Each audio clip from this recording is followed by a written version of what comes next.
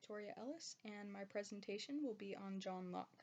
John Locke was a British empiricist during the 17th century. He was born in 1632 and he lived until the age of 72 years old, eventually dying in the year 1704. An empiricist is someone who believes that knowledge is experience-based rather than theory-based. Locke was a strong believer in the fact that everybody has natural rights, which we are born with. This led him to write the two treatises of government, which aimed to limit the authority of the government, protecting what he believed to be natural rights, which were life, liberty, and property. The two treatises of government were interpreted as supporting classical liberalism and opposing the authoritarian government. He also believed in the hedonistic view, which means that motivation can only come from pleasure or pain. Locke also believed that you create ideas through experiences, which completely dismisses innate ideas.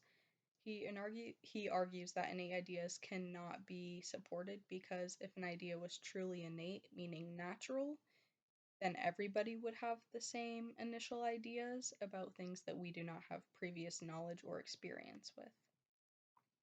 Locke says that ideas initially come from sensory stimulation, aka sensation, which our mind then has to think about and act upon to create an idea, which is reflection. Although ideas are not innate themselves, Locke states that the process for which we use to come up with the idea is innate. Locke stated that ideas can either be simple or complex.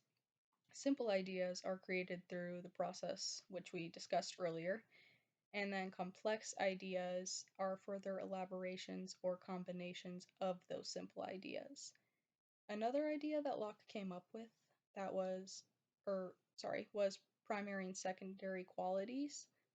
Primary qualities correlate to physical traits, and secondary qualities mean not relating to physical traits.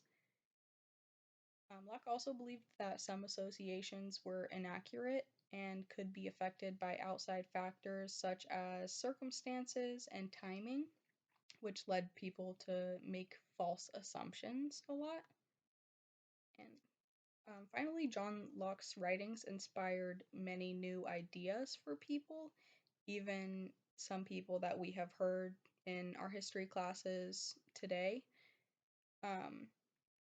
And some of the sources that I used for today's presentation were an introduction to the history of psychology 7th edition and the lecture video for chapter 5.